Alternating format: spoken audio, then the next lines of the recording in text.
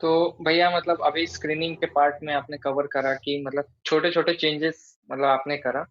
तो कहीं ना कहीं ये आप जो एसएसबी में साइक वाला पोर्शन है उसमें भी आपको काफी मदद करा होगा। इवन मदद नहीं, मतलब मैं गलत बोल रहा हूँ, मतलब ये तो आपके लिए बूस्ट होगा, मतलब बोनस की तरह होगा कि मतलब आप अपने हर चीज से क्लियर थे कि मेरी स्ट्रेंथ क्या है और वीकनेस क्या है। और उस हिसाब से आपने साइक में, मतलब साइक के लिए आपका क्या अप्रोच था बेसिकली, क्योंकि आपने बोला एसएसबी साइक से आपने कोचिंग ली थी ऑनलाइन। तो वहां पर उन्होंने क्या बताया था और आपने मतलब एसएसबी में मतलब क्या गलतियां करे थे, या फिर मतलब जो टैट वाला सेक्शन होता है, लोग बोलते हैं कि कांस्टेंट स्टोरी मेंटेन करना पड़ता है, वैट में होता है कि इतना सर्टेन अमाउंट ऑफ वर्ड्स लिखने जरूरी होते हैं, एसआरटी में होता है कि मतलब कोई भी एसआरटी छूटना नहीं चाहिए। तो आपका क्या मानना है इन सारे एसएसबी साइक पोर्शंस को लेके? तो साइकोलॉजिकल टेस्टिंग ऐसा रहता है ना कि टाइम कंस्ट्रेंट के ऊपर रहता है। तो टाइम कंस्ट्रेंट देने का उनका मोटिव ही यही रहता है कि भाई तुम्हारे अंदर की जो असली पर्सनालिटी है ना वो वहां पे तुम उभार के मतलब लिख के वहां पे तुम प्रेजेंट कर पाओ। अभी what people usually do is उनको लगता है कि साइकोलॉजी में there are right responses, there are good responses. तो साइकोलॉजिकल टेस्टिंग में ना overall in SSB there is nothing right और रॉन्ग। पहले तो ये चीज तुम तुम्हारे दिमाग से निकाल दो कि कोई भी रिस्पॉन्स सही नहीं है, कोई भी रिस्पॉन्स गलत नहीं है। जो रिस्पॉन्स है ना वो रिस्पॉन्स तुम्हारा है, वो रिस्पॉन्स तुम्हारे पर्सनालिटी के साथ कितने अच्छे से अलाइन कर रहा है, that is what they are looking for. अभी कुछ कुछ लोगों का ऐसा होता है ना कि यार स्टोरीज उनके कुछ कुछ बहुत तगड़े वाले स्टोरीज लिख रहे हैं एज पर दैट कि भाई एकदम प्रॉपर स्टैंडर्ड स्टोरीज लिख रहे हैं, एकदम डिटेल्ड एक्शंस वो सब डाल रहे हैं। और फिर उसके बाद बैट में तुम तुम्हारा कुछ तो गंदा कर रहे हो। स्टोरीज में तुम अच्छे अच्छे स्टोरीज लिख लो प्रीवियसली रिकमेंडेड कैंडिडेट्स के, उनके स्टोरीज पढ़ के आ रहे हो और यहाँ पे तुम चेप रहे हो वो स्टोरीज। तो वो स्टोरीज से जो तुम लिख रहे हो ना उससे वो बंदे की पर्सनालिटी आ रही है, तुम्हारी पर्सनालिटी पता नहीं चल रही है। तो साइकोलॉजिकल टेस्टिंग में what I personally felt was कि psychological testing is a process we don't have to think. तुमने सोचा तुम्हारा साइक फकअप हो गया। साइकोलॉजिकल टेस्टिंग में सोचना नहीं है तुम्हें, तुम्हारे दिमाग में जो पहली चीज आ रही है ना जस्ट राइट इट डाउन। वहां पे वो हर टेस्ट के पहले बोलते हैं write down without the expression of beauty. क्या है, कैसे है, अच्छा है, गंदा है, कुछ नहीं है। That is your psychology, that is who you are, that is what you are suppose to present. मेरी पहले गलती यही होती थी कि यार मैं बड़ा चढ़ा के लिखता था, अनरियलिस्टिक अनप्रैक्टिकल स्टोरीज, कुछ तो एकदम सोशल कॉज, हर इसमें प्रॉब्लम होना ही चाहिए कि मेरा हीरो आके उसको बचा रहा है, कोई सेव कर रहा है, कोई प्रॉब्लम सॉल्व कर रहा है। कुछ जरूरत नहीं है इसकी। मेरे इस वाले अटेम्प्ट में सबसे बड़ा डिफरेंस यही था कि यार हर एक थीम मेरा इतना सिंपल था, basic simple theme. To give an example, मेरे थीम्स ऐसे थे ना यार कि मैं मेरे दादाजी के साथ कैसे टाइम स्पेंड करता हूँ, इसके ऊपर मैंने एक स्टोरी लिखा था। मैं मेरे कजिन्स के साथ जब वेकेशंस में गाँव जाता था तो कैसे कजिन्स के साथ टाइम स्पेंड करता था, कैसे उनको गाइड करता था। That was the story I wrote on. Third, मैंने फुटबॉल टीम का कैप्टन हूँ तो मैंने टीम को कैसे ऑर्गेनाइज किया एक टूर्नामेंट के लिए, उसके ऊपर मैंने स्टोरी लिखा था। दोस्तों के साथ ट्रिप पे गया था मैं, उसके ऊपर स्टोरी लिखी है मैंने। देयर वाज सर्टेन इंसिडेंट जहाँ पे हैरेसमेंट वाला केस ऐसा कुछ तो हुआ था, वहां पे जाके मैंने थोड़ा सा फिजिकल फोर्स ये सब यूज कर लिया। That is what my personality is. तो I give you one example over such thing कि सोचना क्यों नहीं है। तो एक एसआरटी आता है कि you saw someone harassing a girl you will, right. तो उसके पहले मैं क्या लिखता था, आइडियल रिस्पॉन्सेज कि भाई being a responsible person citizen of this country, violence बिलेंस हमें नहीं करना है, ये सब नहीं करना है। तो what I used to write कि भाई मैं जाऊंगा, बंदे को बोलूंगा कि भाई ऐसा कुछ मत कर, and I call the police, and फिर उसको समझाऊंगा, एंड फिर will go part our ways. तो ये आइडियल रिस्पॉन्स था मेरा। लेकिन this is not what my personality is. इस वाले इसमें मैंने सोचा नहीं, मेरे दिमाग में आया भाई उस जगह पे मैं आऊंगा तो क्या करूंगा, मैं जाके वो बंदे को पेल दूंगा, सबसे पहली बात। तो that is what I wrote down. मैं इस बार सोचा नहीं भाई, जो होगा देखा जाएगा। एंड यही इसी टाइप के एसआरटीज कम से कम 3 से 4 एसआरटीज थे, सबके इसमें मैंने वही लिख दिया। The words that I use were a little decent, I use force and ऐसा ये सब। But again it was the motive वही था कि भाई बंदे को पेल दूंगा मैं, कि भाई तू जो कर रहा है गलत कर रहा है, this is not the right thing. And फिर उसके बाद मैं पुलिस को बुलाऊं। तो सो भैया मतलब ये जो नेचुरल आपका जो रिस्पॉन्सेस था वो आपको नेचुरल रहने दिया, और एग्जैक्टली, मतलब उसे फ्रेम ऐसे करा कि मतलब आपके नेचुरल रिस्पॉन्सेस उन्हें दिख रहे थे। यस। तो हाँ भैया मेरा कंटिन्यू। साइकोलॉजिकल टेस्टिंग में सबसे बड़ा डिफरेंस यही था कि मैं जो था ना मैंने वो लिख दिया था इसमें। कोई बड़ा चढ़ा के स्टोरीज नहीं लिखे थे, हर एक थीम मेरे लाइफ से रिलेटेड था, मेरे लाइफ में जो भी एक्सपीरियंसेस है उसके ऊपर मेरे थीम लिखे थे, उसके ऊपर मैंने स्टोरीज लिखी थी। And because the theme were from my personal life, actions detail में डाल सका मैं, बिकॉज मैंने खुद खुद से वो चीजें की है, इसलिए वो एक्शंस में उतना डिटेल में डाल सका, एंड उसलिए वो स्टोरीज वी कुड से मेरे लाइफ से मोर रेलेवेंट होने लगी। अच्छी बुरी स्टोरीज कोई नहीं होता, it's just the relevance, congruency तुम्हारी पर्सनालिटी में दिख रही है, that is what they are looking for. तो वो कॉन्ग्रुएंसी ज्यादा आई because I was writing all about my life. वैट में जब आया तो वैट इज वर्ड एसोसिएशन टेस्ट। इसके पहले क्या करता था कि वो वर्ड उस सेंटेंस में आना ही चाहिए, कोई अच्छे अच्छे सेंटेंसेस लिखो बुक्स में, एंड बहुत सारे बुक्स है उसमें सेंटेंसेस मिल जाते हैं, वो रट के जाओ, वो जाके वहां पे लिखो। इस बार ऐसा कुछ नहीं किया था। जहाँ पे मैंने कोचिंग लिया था उन्होंने बस एक चीज हमें बताया था वैट का अप्रोच, कि वर्ड सुनो, वर्ड सुन के तुम्हारे दिमाग में क्या आ रहा है उसके ऊपर लिख दो। इमोशन, फीलिंग, कुछ भी आ रहा है, वो वर्ड सुन के तुम्हारे दिमाग में क्या आ रहा है उसके ऊपर सेंटेंस लिख दो। जैसे एंड वो ऐसा होता है ना कि फिर जब तुम वो सोचते हो ना तो तुम्हारी सोच भी पता चलती है। There is a negative word sex, right? Sex is a very negative word as per the standard SSB protocols. Sex is considered to be a negative word. उसको देख के तुम्हारे दिमाग में क्या आ रहा है? तो जब सेक्स आता है तो मैं कहता था कि भाई मॉरल वैल्यूज हाई होनी चाहिए, तो ये सब चीजें तुम्हारे दिमाग में अच्छे थॉट्स आने लगते हैं। तो I used to write a sentence on moral values, कि developing moral values at early age helps. तो इस बार मेरे 70% स्टेटमेंट्स ऐसे थे कि जहां पे मैंने वो वर्ड यूज ही नहीं किया है, मैंने बस वो वर्ड को एसोसिएट किया है मेरे को किसके साथ आ रहा है।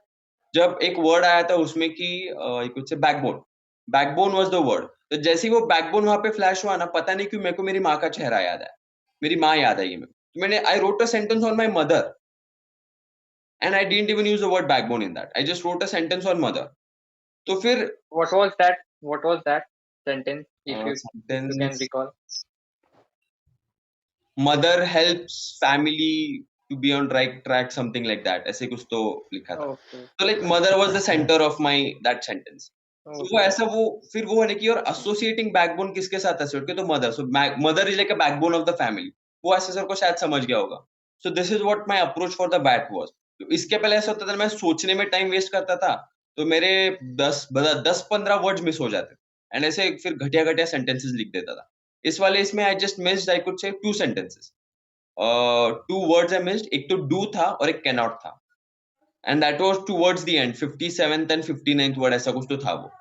तो वहां पे कुछ क्लिक नहीं हुआ, मैंने छोड़ दिया ब्लैंक, यार ठीक है नहीं आ रहा है, डजंट मैटर, छोड़ दिया मैंने ब्लैंक। फिर when it comes to SRT ना, अगर 60 एसआरटी दिए हैं, उनका एक मोटिव है, तो वो 60 एसआरटी दिए इसलिए कि ताकि तुम 60 एसआरटी अटेम्प्ट कर सको, and there are people who attempt 60 SRT, but it is not a compulsion कि you have to attempt 60 SRT. वो बोलते हैं कि पूरे पूरे करने, ऐसा कुछ नहीं है।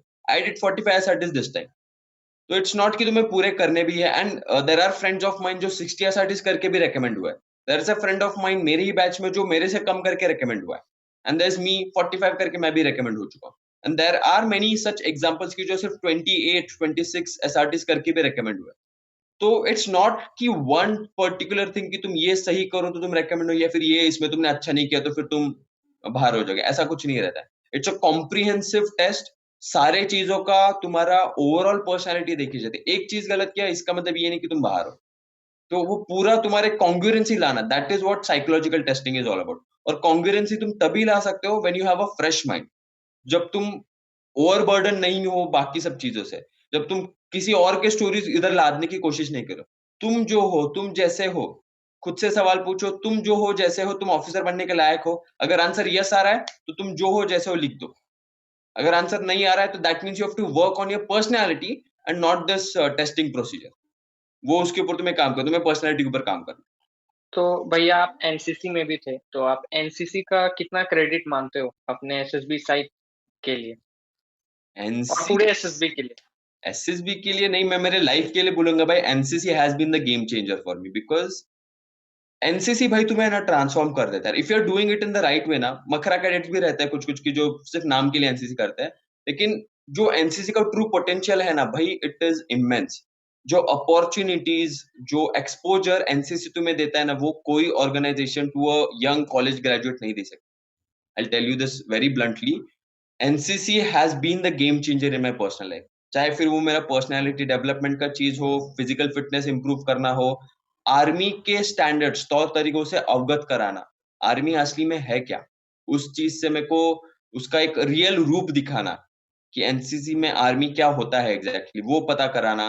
तो NCC has been a game changer. फिर उसके बाद I was very fortunate enough कि I was the leader, senior under officer था जब मैं फर्स्ट ईयर में था, I was the squad senior. Second year में आके मेरे को रैंक मिल गई थी। फिर उसके बाद जो मैंने नेशनल लेवल शूटिंग कैंप किया है वो भी एनसीसी की वजह से किया है। मैं वहां पे जाके पता चला भाई मैं इतना अच्छा शूटर भी हूँ, इसके पहले कभी मैंने शूटिंग किया भी नहीं था।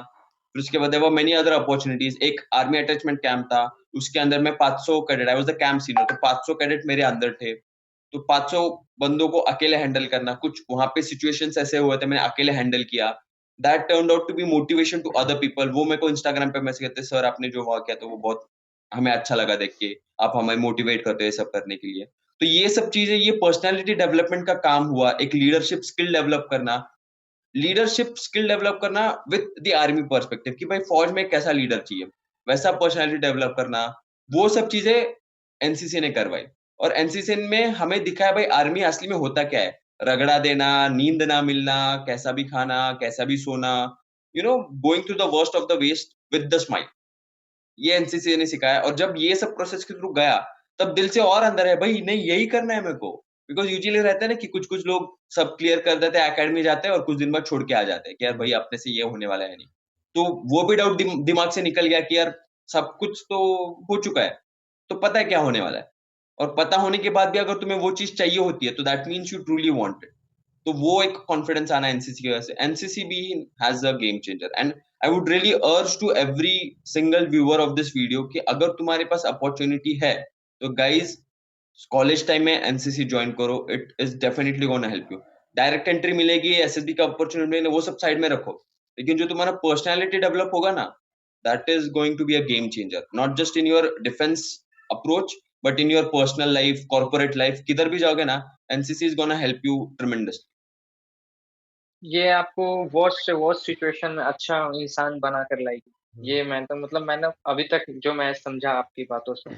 और NCC plays a vital role for any youngster who wants to join the arm forces. Yes. So मतलब अभी तो मैं समझ गया कि ये सिर्फ एसएसबी तक नहीं था, ये लाइफ में भी ये काफी ज्यादा मैटर करता है, ठीक है। तो अब यहाँ पे जैसे आपने लाइफस्टाइल पे भी बात करा, तो मैं ये तो श्योर हो गया कि आप इंट्रोस्पेक्शन के बाद आपके लिए वो एसडी वाला पोर्शन तो ऑटोमेटिकली वो क्लियर था कि क्या लिखना है, कैसे लिखना है और क्या रिप्रेजेंट करना है, वो सब क्लियर था। So Shailesh, you are going to discuss about the GTU and the interview portion. So भैया मेरा पहले ये क्वेश्चन है इंटरव्यू से पहले कि एनसीसी ने आपको मतलब कैसे मोटिवेट किया आर्म फोर्सेस की तरफ जाने के लिए। और साथ ही साथ मेरा ये क्वेश्चन है कि मतलब जो बंदे या बच्चे जो इस वीडियो को देख रहे हैं, क्योंकि एनसीसी कैसे सपोर्ट करती है और आपने क्या क्या अचीवमेंट किया एनसीसी के दौरान, मतलब एज अ आपको मतलब ऐसे बताना है कि जो भी बंदा देख रहा है वो एनसीसी जो कर रहा है उनको पूरी तरह से मालूम चल जाए कि हाँ एनसीसी भी एक तरह से अपॉर्चुनिटी है जिसके द्वारा मैं एक अच्छा इंसान तो बन ही सकता हूँ और साथ ही साथ मेरे को अपॉर्चुनिटी भी है आर्म फोर्सेस में। तो basically I tell you some basics about NCC. NCC junior division और सीनियर डिवीजन दोनों में होता है। जूनियर डिवीजन तुम्हारे स्कूल डेज में होता है अराउंड 8 या 9 स्टैंडर्ड में, I am not sure about it, but school के टाइम में तुम्हारा जूनियर डिवीजन होता है एंड उसमें तुम्हें ए सर्टिफिकेट मिलता है। अगर तुम्हारा वो है नहीं है डजेंट मैटर, फिर भी तुम सीनियर डिवीजन के लिए ऑप्ट कर सकते हो। सीनियर डिवीजन तुम्हारा होता है तुम्हारे कॉलेज टाइम में। अभी कैसे होता है ना, कुछ कुछ के कॉलेजेस में ही एनसीसी के यूनिट होते हैं और कुछ कुछ कॉलेजेस में एनसीसी नहीं होता है। सो फॉर सच कैंडिडेट्स, जो भी तुम्हारे वहां पे ग्रुप है ना, वहां पे ओपन यूनिट्स होते हैं। तो मेरा कॉलेज ऐसा था कि उसके कॉलेज के अंदर एनसीसी नहीं था, तो पुणे ग्रुप में एक ओपन यूनिट है, वन महाराष्ट्र सिग्नल कंपनी। तो वहां पे जो हम जैसे बंदे हैं जिनके कॉलेज में नहीं है लेकिन फिर भी उनको एनसीसी करने की इच्छा है, तो उनके लिए वहां पे सिलेक्शन होता है, उसके बेसिस पे हमें एनसीसी ट्रेनिंग मिलता है through one Maharashtra signal company. तो हम किसी कॉलेज के साथ नहीं करते, हम वन महाराष्ट्र सिग्नल कंपनी से एनसीसी करते हैं। So that's the way. उसमें ऐसा रहता है कि अभी this is about Pune group की, जब तुम एनसीसी कर रहे हो, एनसीसी 3 साल का होता है, 3 साल में तुम्हारा ग्रेजुएशन होना जरूरी है। सो अभी I tell you one experience with myself कि जब मुझे एनसीसी के बारे में कुछ पता नहीं था, मैं मेरे पापा के साथ उनके दोस्त के घर पे गया था, उनका बेटा एनसीसी कर रहा था, he was in 3rd year. वहां पे जाके मैंने देखा यार इतने सारे ट्रॉफीज मेडल्स ये सब है। मैंने पूछा भैया को कि यार भैया ये क्या है, क्या चीज है। तो उन्होंने मेरे को बताया कि यार एनसीसी नाम की ऐसी कोई ऑर्गेनाइजेशन होती है, ऐसा भी कुछ होता है। उसके बाद I went into Pune group, वहां पे मेरे को पता चला। वहां पे जाके उन्होंने बोला कि यार, and I just missed it by 2 days, मतलब 2 दिन बाद ही सिलेक्शन होने वाला था और मैं 2 दिन पहले पहुंच गया था। So it was all, you could say, written in my destiny कि भाई तू एनसीसी ज्वाइन करने वाला है. I went in and at that time I was in the second year of engineering. तो एनसीसी का ऐसा रूल होता है कि जब तुम 3 साल की एनसीसी कर रहे हो तो 3 साल का ग्रेजुएशन भी होना जरूरी है. Engineering is a 4 year course, तो इसलिए सेकंड ईयर में जाके वो तुम्हें अपॉर्चुनिटी दे देते हैं. I went in for the selection. वहां पे सर ने बोला हम सेकंड ईयर वालों को लेते नहीं है. तो अच्छा। उधर ही मेरा पत्ता कट होने वाला था. तो फिर मैंने सर को बोला कि यार सर इंजीनियरिंग का कोर्स है, 4 साल का रहता है, ग्रेजुएशन होगा. बोले नहीं नहीं, 4th ईयर इंजीनियर बंदे तुम लोग फाइनल ईयर में आते नहीं हो, तुम्हारा कॉलेज का प्रोजेक्ट रहता है, ये रहता है वो रहता है, तुम सीरियसली करोगे नहीं एंड ये सब. तो उस मोमेंट पे बहुत कन्विंस करने का ट्राई किया, सुन नहीं रहे थे. फिर एक मोमेंट ऐसा आया ना कि मैंने सर को चैलेंज कर दिया कि सर अगर सिलेक्शन में, अगर मेरिट में मैं 1 नहीं आया तो मैं खुद यहाँ से निकल जाऊंगा. मैंने वहां पे, because I just wanted one opportunity कि यार सर एक बार बस दे दो यार, एक बार टेस्ट करने दे दो, अब देखो मैं कौन हूं, मैं क्या हूं, आपको खुद पता चल जाएगा. सो वैसे हुआ, मेरिट हुआ, सिलेक्शन हुआ, सब कुछ हुआ. मेरिट में मैं आई स्टूड 1 एंड फिर उसके बाद हो गया अपना. सर बोला हाँ ठीक है चला आ जाए, बट फाइनल ईयर में अगर तू गया तो देख. चल कि हाँ सर अब देखो ही बस अब मैं कैसे करने वाला हूँ. That is what happened. वहां पे मेरे को एनसीसी का मौका मिला. अभी टॉकिंग अबाउट सर्टन अचीवमेंट्स, तो अचीवमेंट कैसे ना, जो मटेरियलिस्टिक अचीवमेंट्स है, कैंप करने मिलते हैं, तुम्हें फायरिंग करने का मौका मिलता है, फौजी लोगों के साथ उठने बैठने का मौका मिलता है, ऑफिसर्स के साथ इंटरेक्ट करने का मौका मिलता है. तो एक पर्सनैलिटी बूस्ट तो मिलता ही है, नो डाउट इन दैट.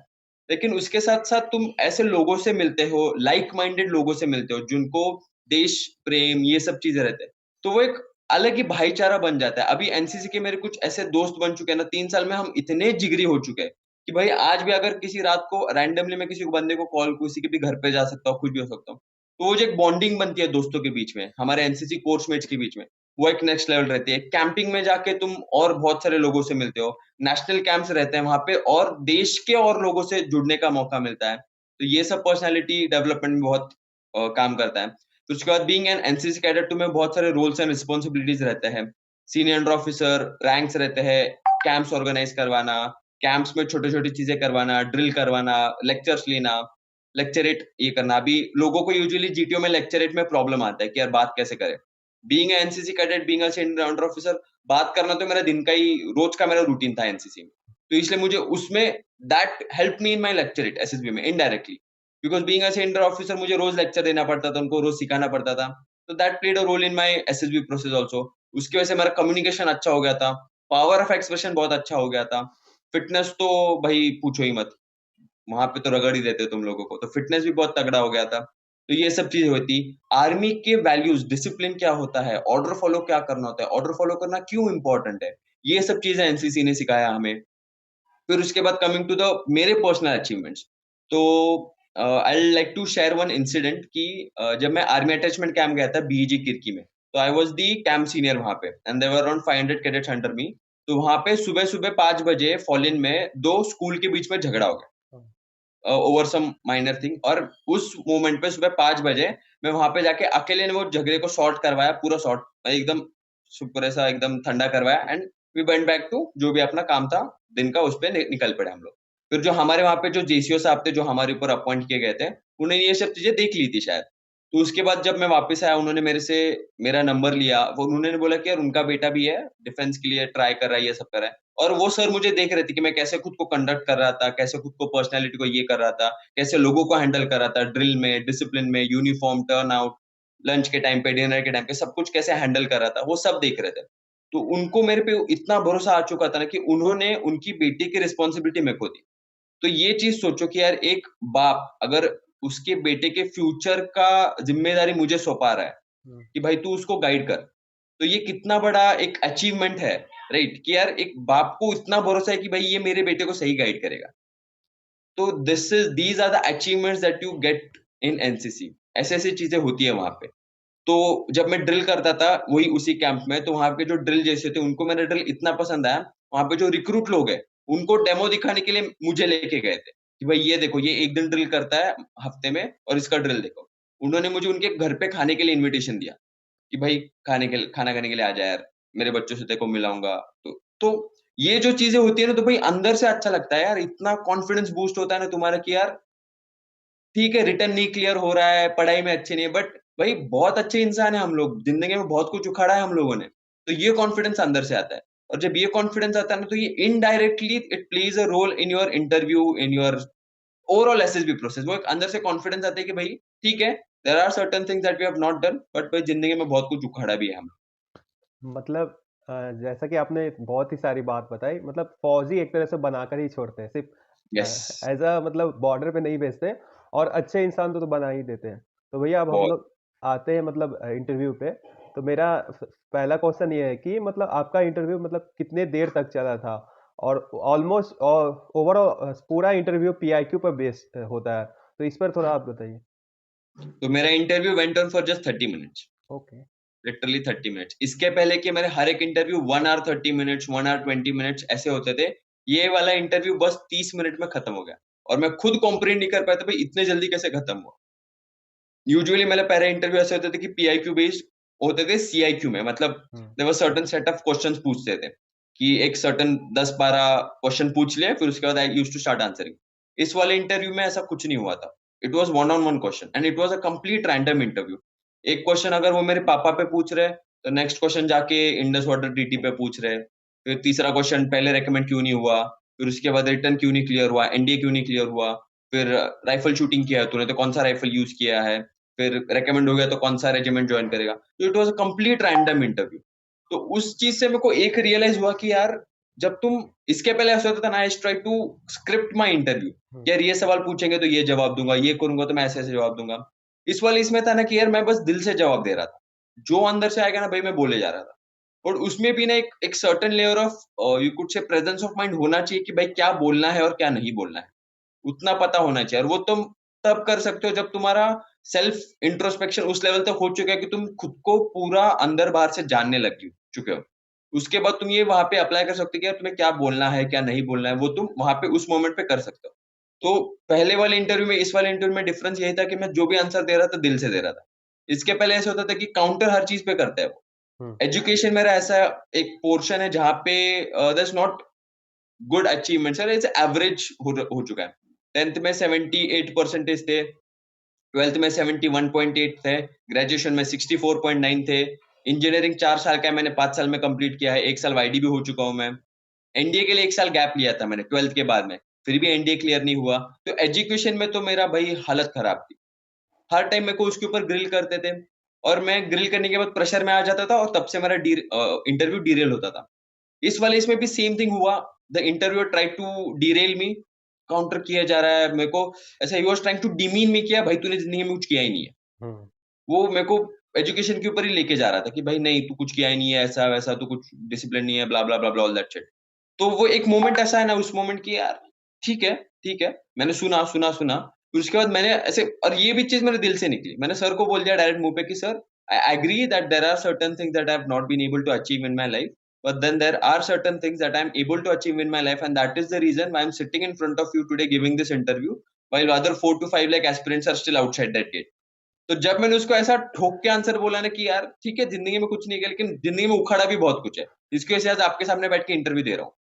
तो वो एक कॉन्फिडेंस क्यों आया था मेरा, बिकॉज वो सेल्फ इंट्रोस्पेक्शन उस लेवल का था कि भाई इसके पहले ऐसा होता था नहीं कि यार सिर्फ नेगेटिव्स के ऊपर फोकस करता था कि यार ये भी नहीं किया है, ये भी नहीं किया है, जिंदगी में ये भी नहीं किया है। But life is all about that था, तुम जिंदगी में हर कोई चीज नहीं कर पाओगे। तो जो चीजें कि तुमने आज तक की है, SSB is all about that. Focus on the things that you have done rather than focusing on the things that you have not. SSB में तुम तुम्हारे स्ट्रॉन्ग फुट पे होल्ड करो, उसके ऊपर प्ले करो। इसके पहले से मैं रिकमेंडेड कैंडिडेट्स के सुनता था कि यार तुम इंटरव्यू तुम्हारे हिसाब से चलाओ, तो वो मेरे को समझ में नहीं आते भाई हमारे हिसाब से कैसे चलाएंगे यार। इस वाले इंटरव्यू में वो मेरे को रियलाइज हुआ कि वो क्वेश्चन क्या पूछ रहा है। यूजुअली लोग क्या करते हैं, क्वेश्चन पूछा नहीं कि आंसर देना चालू कर देते, वैसा नहीं करना है। क्वेश्चन पूछा ना, 2 सेकंड 3 सेकंड लो, सोचो क्या पूछा है, आंसर को सोचो क्या है कॉम्प्रिहेंड करो, वही बोलना क्या चाहता है, वो पूछना क्या चाहता है, और फिर आंसर दो।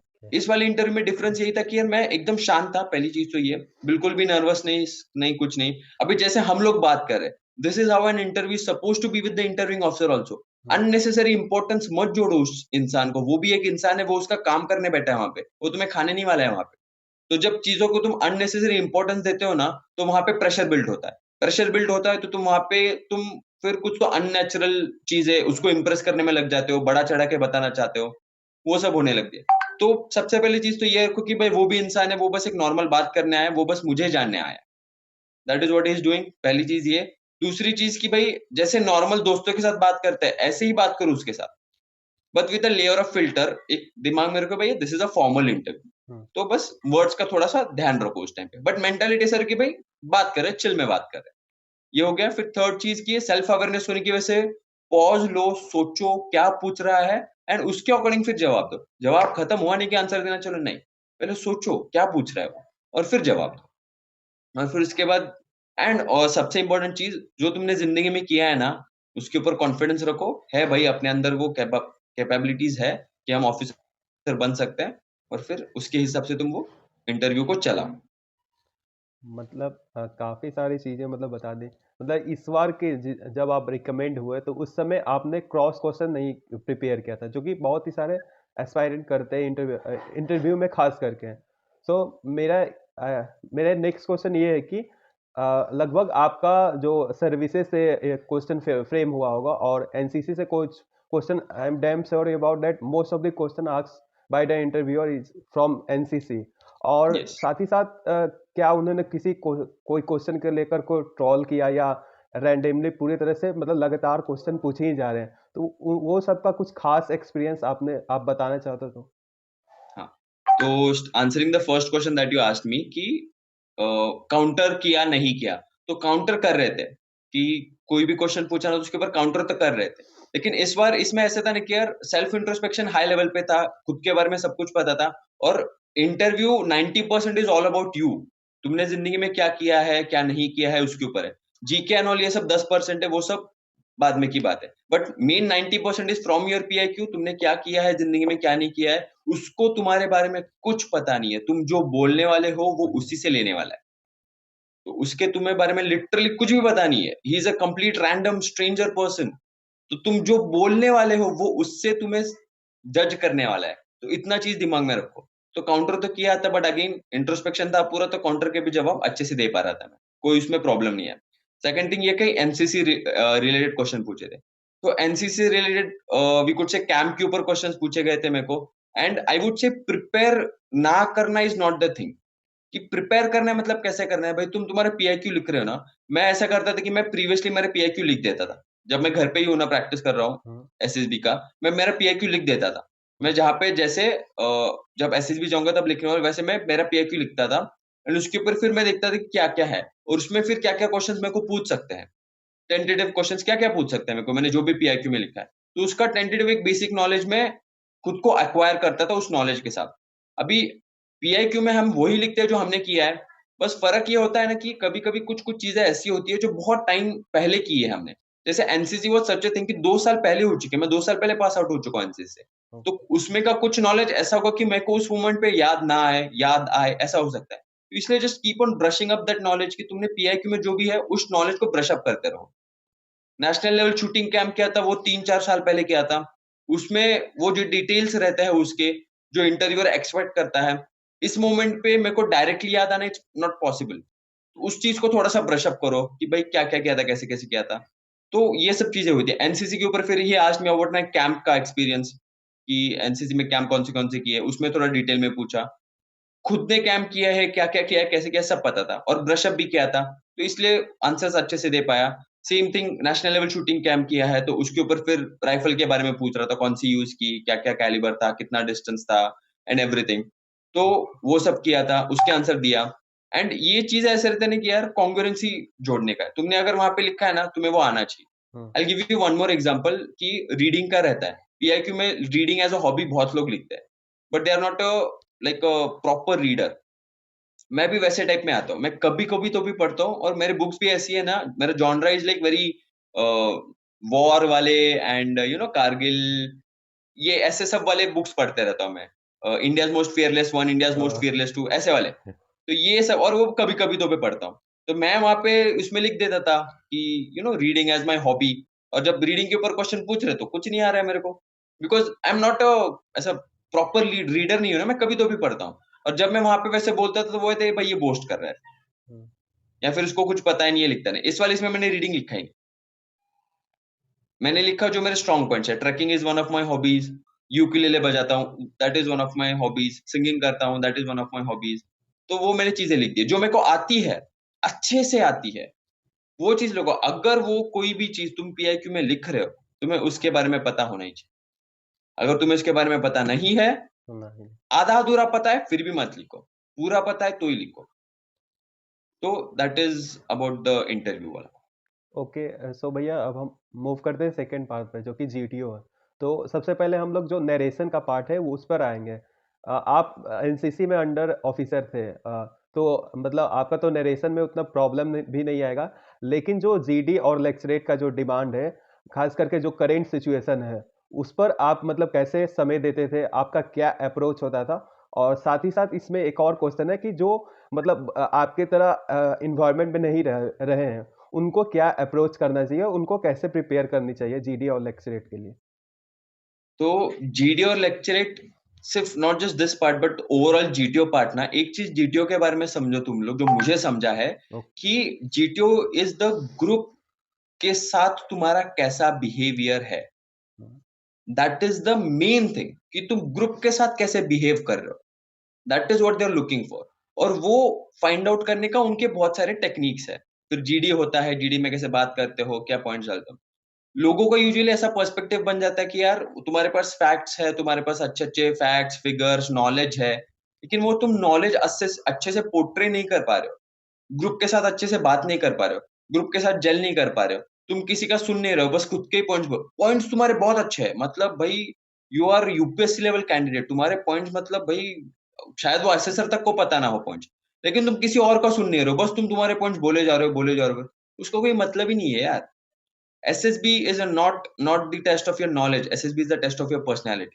तो GTO is also the same thing. GTO वो तुम्हारा नॉलेज नहीं देख रहा है वहां पे, वो देख रहा है तुम तुम्हारे नॉलेज को कैसे प्रेजेंट कर रहे हो, ग्रुप के साथ कैसे बिहेव कर रहे हो।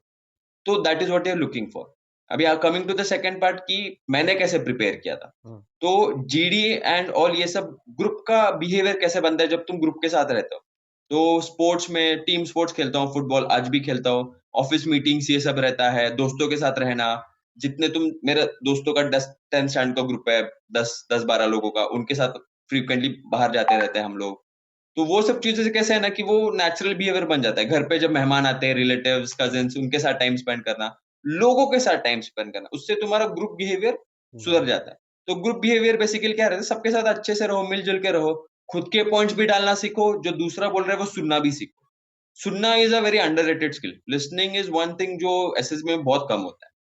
तो वो चीज तुम तुम्हारे अंदर इंप्लीमेंट करो फॉर जीटीओ, कि जीटीओ में ऐसा होता है ना कि it's not just how much you are speaking, it's how much you are listening also. तो that is also very important. तो जीडी में मेरा अप्रोच यही रहता था, पहले ऐसा होता था नहीं यार, पहले मैं भी यही गलती करता था कि यार मैं बस बोले जा रहा हूँ, बोले जा रहा हूँ, मुझे बोलने का कभी प्रॉब्लम था नहीं, मेरा आवाज भी इट्स अ स्ट्रॉन्ग वॉइस, तो मेरा ऐसे सुनाई देता है आवाज। तो उसकी वजह से ऐसा होता नहीं कि मैं बोले जा रहा हूँ, बोले जा रहा हूँ, और मैं हाईलाइट भी होता था। मुझे ऐसा लगता था कि भाई मैं तो बहुत अच्छा जीटीओ गया है मेरा। बट जब मैंने कोचिंग लिया ना, तब उन्होंने बताया असली जीटीओ में होता क्या है, तब मेरे को रियलाइज हुआ कि यार भाई क्या कर रहा था मैं ये, this was complete opposite of what they were looking for. तो इस वाले इसमें मेरा अप्रोच वॉज कंप्लीट बैलेंस। भाई मैं शायद कम बोलूं, मैं सुनूंगा अच्छे से सबका। तो GD1 GD2 दोनों मिला के, मतलब GD1 में I hardly spoke just 3 to 4 times, GD2 में I spoke for 3 to 4 times, और बाकी टाइम बस लोगों का सुन रहा था, भाई क्या पॉइंट डाल रहे, कैसे पॉइंट डाल रहे, क्या क्या उसके पीछे फैक्ट्स, फिगर्स, रेलेवेंस है। फिर उधर से कोई अपना पॉइंट उठा के अपना पॉइंट डालो। तो सुनना is a very important skill in your GTO task. तो that's first thing. Second thing is कि तुम्हारे पास अगर कोई पॉइंट है तो तुम वो पॉइंट को कैसे प्रेजेंट कर रहे हो, that is also very important. अभी सुनने का इसमें कैसे स्किल ऐड होता है, आई टेल यू। जब तुम लोगों का अच्छे से सुनते हो ना, तो लोगों को भी पता रहता है भाई ये बंदा मेरा अच्छे से सुन रहा है, तो जब फिर तुम बोलना चालू करते हो ना, तो पूरा ग्रुप तुम्हारा अच्छे से सुनता है। That is what happened to me in this case, कि मैं ऐसा था ना कि यार मैं जब कोई बोल रहा था, मैं कभी किसी को काटा नहीं, कुछ नहीं, मैं सुन रहा हूँ अच्छे से सबका। लेकिन फिर जब मैं बोलने लग जाता था ना, तब सब शांति से सुनते थे। So that was one thing which I noticed in my this attempt.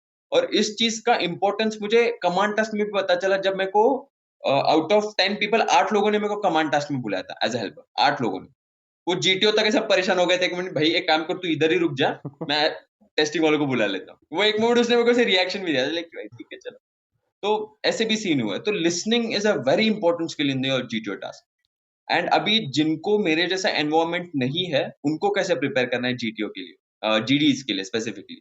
तो नॉलेज तो बढ़ाओ, नॉलेज अगर होगा तुम्हारे पास तो nothing better than that, but knowledge को कैसे प्रेजेंट करना है उसके ऊपर काम करो। वो कैसे करना है भाई, तुम जब दोस्तों के साथ रहते हैं ना, खुद को नोटिस करो दोस्तों के साथ तुम कैसे बात करो। क्या तुम लोगों का सुन भी रहे हो, या बस, और सुनना भी ऐसा नहीं कि बस लोग रहते हैं सुनने के लिए सुन रहे हैं लेकिन दिमाग में कुछ नहीं जा रहा है, इधर से आ रहा है इधर से निकल रहा है, वैसा वाला नहीं सुनना है। इधर से दिमाग में भी जाना चाहिए कि भाई क्या बोलना चाहता है, उसको समझो। दोस्तों के साथ हो, घर में जब मम्मी पापा भाई बहन उनके साथ बातें कर रहे हो तो जेन्युइनली सुनो, अच्छे से बात करो, प्रेजेंट कैसे कर रहे हो खुद को, वो सब चीजें नोटिस करो खुद को। ऑब्जर्वेशन खुद के बारे में खुद बढ़ाओ। तुम हर एक चीज तुम्हारी जिंदगी में छोटी छोटी चीज कैसे कर रहे हो। जब तुम कॉलेज जा रहे हो, कॉलेज में जब टीचर आगे पढ़ा रही है तो तब तुम क्या कर रहे हो। कोई पर्टिकुलर चीज के ऊपर कॉलेज में क्लास में डिस्कशन हो रहा है दोस्तों के बीच में, तब तुम कैसे बिहेव कर रहे हो, वहां पे कैसे, वही तो जीडी में करना है तुम्हें। अननेसेसरी कॉम्पिटिटिवनेस आने के बाद लोग छोड़ देते कुछ हैं। ऐसे चीजें कर देते कि वो नॉर्मल लाइफ में वो कभी वैसे करेंगे भी नहीं, लेकिन वहां पे कॉम्पिटिटिवनेस है, भाई हमें टेस्ट किया जा रहा है, नहीं हमें बोलना है, उसकी वजह से कुछ अननेसेसरी चीजें करने लग जाते हैं। तो कुछ नहीं है भाई, it's a very simple thing. SSB in general is a very simple process, it's a very simple process, unnecessary complicate करके रख दिया। In conference, last time you said that you were a borderline case before getting that recommendation. So after that, and when you mentioned about that mini interview in the conference wala portion. So in this conference, what happened and how it was different from your previous conferences? पहली चीज तो ऐसा था कि this was a complete difference conference, because being a 7 time repeater, मेरे बहुत सारे ऐसे दोस्त हैं जो 22 टाइम 32 टाइम्स तक जा चुके हैं, और ऐसी चीज जो मेरे साथ हुई जो मैंने आज तक कभी सुनी नहीं थी और कभी ना ही देखी थी, दैट इज जो कॉन्फ्रेंस था उन्होंने पिछले वाले चेस्ट नंबर से स्टार्ट किया। तो 28 स्क्रीन इन हुए थे, तो 28 27 26 25 ऐसे कॉन्फ्रेंस स्टार्ट हो गया था। I was chest number 19। तो मैं वहां पे जस्ट बैठा हूँ कॉन्फ्रेंस हॉल के जस्ट बाजू में चेयर पे, और ऐसे देख रहा हूँ कि भाई हाँ अभी आने वाला है मेरा, अभी नंबर आएगा, और वो रहता है थोड़ा सा कि भाई अभी कॉन्फ्रेंस है अपना, अभी अपना नंबर आने वाला है, और ऑफिसर बाहर कहते हैं अभी तेरा नहीं होगा, तू जा वापस, अभी पहले से स्टार्ट करेंगे। तो वो उस मोमेंट पे मेरा ऐसा था कि यार ओके, ऐसा भी कुछ होता है। This was the first time I was hearing it. तो मैंने बोला ठीक है छोड़ यार, होगा कुछ तो उनका। तो मैं गया वेटिंग एरिया में, वेटिंग एरिया में बैठे बैठे प्लान कर रहे हैं भाई कैसे आएंगे, रिटर्न आएंगे। महाराष्ट्र के 2 बंदे थे, तो रिजर्वेशन तो इस बार कुछ किया नहीं था, तो भाई अभी कैसे कैसे आना है, क्या क्या करेंगे, किधर किधर घूमेंगे, इलाहाबाद गए थे तो त्रिवेणी संगम, इस सबका फुल प्लानिंग चल रहा है हमारा। और फिर वापस वो सब हुआ, लास्ट में आए, और जैसे ही मैं कॉन्फ्रेंस हॉल में घुसा, प्रेसिडेंट सर ने सबसे पहला सवाल यही पूछा कि gentleman we switch the order, what were your thoughts going on in your mind and what might have been the reason. तो थॉट्स के लिए तो मैंने बोला sir there was nothing going on in my mind. तो फिर sir ने लगे बोला then what were you doing in the waiting room. मतलब sir was preparing for my return journey sir. तो प्रेसिडेंट बोलते हैं are you not confident you are gonna get recommended. और उस मोमेंट पे ऐसे होता ना कि कॉन्फ्रेंस के पहले डेप्यूटी प्रेसिडेंट हमें लेक्चर देते हैं, तो वहां पे उन्होंने having a plan B in your life उसको इंपॉर्टेंस समझाया था। तो मैंने वहां पे वो लाइन चेप दिया कि yes sir I am confident that I will be getting recommended, but then you should have a plan B in your life ready. तो मैं जैसे ही ये आंसर दिया ना, वो डेप्यूटी प्रेसिडेंट सर हंसने लग गए। तो लाइक कि भाई हाँ बेटा ओके अच्छा। तो फिर उसके बाद सेकंड पार्ट आया कि यार what might have been the reason। तो मैंने बोला sir there must have been some technical glitch on your side. तो फिर प्रेसिडेंट हंसने लग गया, हाँ बेटा तो हमारे ऊपर ही डाल रहा है, मतलब ये हमारे साइड में कुछ तो प्रॉब्लम है। तो लेके अच्छा ओके फाइन फाइन। फिर उसके बाद उन्होंने नेक्स्ट सवाल पूछा कि when you get recommended which regiment would you like to join. तो मैंने बोला सर 10 पैरा सर। तो दे वर लाइक कि ओके लेकिन पैरा में तो प्रोविजन वो सब रहता है, नहीं क्लियर कर पाया तो क्या करेगा। तो फिर बोला sir then I will be joining engineers. तो फिर सर पूछते यार एक जगह पे तू पैरा स्पेशल फोर्सेस और दूसरे जगह पे डायरेक्ट सपोर्ट आर्म पे आ रहा है, इन्फेंट्री नहीं ज्वाइन करना है तेरे को। तो मैंने बोला कि sir no sir, I feel that I am engineer myself and अभी now this is how thing works okay. Usually क्या रहता है ना कि आर्मी से लोगों को सब चाहिए रहता है, तुम आर्मी को क्या दे सकते हो वो तुम कैसे चाहते हो। मैंने वहां पे वो पॉइंट डाल दिया कि sir I am engineer myself and I would be able to contribute to this organisation in a much better way if I would be joining the engineers regiment. And अभी engineering को मैं 4 साल नहीं 5 साल किया है, because 1 साल का मेरा ईयर ड्रॉप भी था। मैंने उसको भी वहां पे बता दिया एज अ गुड थिंग की, and not only 4 years sir, I have taken 5 years to complete my engineering, that's why I have much more knowledge about it also. तो फिर सर और ऐसा हंसने लगे कि यार एक तो वाइडियो हो चुका है तू, और उसको तो ऐसे ग्लोरीफाई करके बता रहा है। तो ये ऐसे चिल माइंडसेट था मेरे कि यार ठीक है यार, क्या ही पूछोगे आप। तो ऐसे वाले आंसर्स दे रहा था मैं, लाइक कि अच्छा ठीक है चलेगा। There was one incident in my GTO task also, lecturette के टाइम पे मैं उठना ही भूल गया था प्रिपरेशन के लिए। टेस्ट नंबर 17 का लेक्चरेट चल रहा है, वो उसका खत्म करके आके बैठ गया थोड़ा जल्दी। टेस्ट नंबर 19 वहां पे प्रिपेयर कर रहा था, उसको लगा कि बेल हो चुका है, उसने सुना नहीं और वो आ गया, और तब तक टाइम बचा था उसके पास। वो आ गया, सर ने उसको पूछा कि आर यू प्रिपेयर्ड, उसने उसको लगा कि ट्रिक क्वेश्चन पूछ रहे हैं, तो हाँ sir I am fully prepared. और तब तक मेरा ऐसा था कि यार मेरा ध्यान तो सामने है लेकिन कॉन्शियसनेस पीछे कि भाई कब डबल टिक आएगा और मैं उठ के कार्ड उठा के प्रिपेयर करने जाऊंगा। डबल टिक तो कभी आया ही नहीं। चेस्ट नंबर 18 आके उसने लेक्चर चालू कर दिया उसका। मैं बैठा हूँ, मैं वेट कर रहा हूँ कब डबल टिक आएगा, कब डबल टिक आएगा। चेस्ट नंबर 20 मेरे को नच करके बोलते अरे जाना प्रिपेयर करने को। और तब मेरे को रियलाइज हो रहा है शिट, वही सब अपने को तो प्रिपेयर करने जाना। और तब तक 1 minute 30 seconds हो चुके थे। मैं ऐसे झटके से उठा, I picked up the card and I just took one step. तभी सर ने पीछे से चिल्लाया, gentleman what are you doing, your chance is gone now, come and sit back to your place. Okay. भाई मेरी तो फटके हाथ में आ गई थी उस वक्त यार।